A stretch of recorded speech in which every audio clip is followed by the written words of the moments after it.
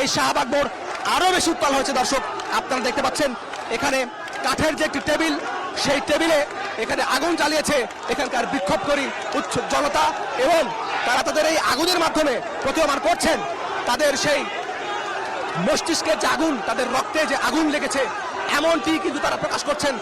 এই প্রতিবাদের ভাষায় কিন্তু তারা আমাদেরকে জানাচ্ছেন, এবং এই আগুন থেকে ওঠা ফোয়ারা তাদের প্রতিবাদের ভাষা হয়ে গেছে, এমনটি কিন্তু তারা স্লোগানে মুখরিত করছে। দর্শক আপনারা দেখতে পাচ্ছেন বিভিন্ন ক্রিয়াশীল ছাত্র সংগঠন ইতিমধ্যে এই শাহবাগ চত্বরে, শাহবাগের ব্লকেডে তারা কিন্তু অংশগ্রহণ করেছেন এবং তারা স্লোগান দিচ্ছেন।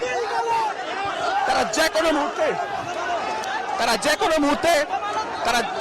মুহূর্তে তারা হাদির খুনের সাথে, বিচারের সাথে, তারা হাদির খুনের সাথে যারা জড়িত তাদের বিচার নিতে দ্রুত পদক্ষেপ নেওয়ার কথা কিন্তু তারা বলছে। দর্শক আপনারা দেখতে পাচ্ছেন যে শাহবাগ মোড় থেকে বাংলা মোটরের দিকে একটি বিক্ষোভকারী একটি দল তারা কিন্তু সামনের দিকে গেছে। আমরা বোঝার চেষ্টা করছি ঠিক কি হয়েছে এখানে, কিন্তু আমরা এখন পর্যন্ত বুঝে উঠতে পারিনি।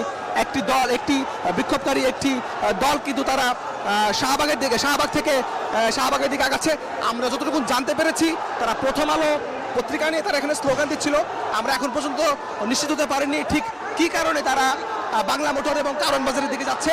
দর্শক আমরা দেখার চেষ্টা করছি যে এখানে একটি দল কিন্তু শাহবাগে অভ্যন্তরে যে ব্লকেট, সেই ব্লকেট কর্মসূচি বলবৎ রেখেছেন, এবং বিক্ষোভকারীদের আরেকটি দল কিন্তু দর্শক দেখতে পাচ্ছেন আমাদের সামনে, তারা কারণ বাজার মুখে রওনা হয়েছেন, এবং শাহবাগ থেকে যে দলটি ছিল সেটি কিন্তু এখনো কিন্তু তারা সেই কারণ বাজার মুখী যে দল, সেই দলকে কিন্তু অনুসরণ করছেন, এবং তারা একযোগে দৌড় দিয়েছেন।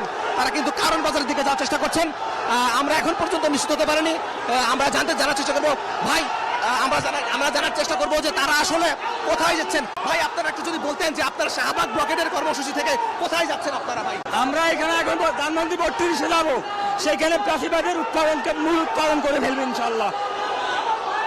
নেক্সট বিপ্লব কামিং, এটা আমাদের চূড়ান্ত বিপ্লব হবে। আমরা আসিফ নজরুল এবং জাহাঙ্গীর গঙ্গের পদত্যাগ চাই। আমাদের বিপ্লব চলমান এবং এই বিপ্লব দীর্ঘজীবী হবে ইনশাআল্লাহ।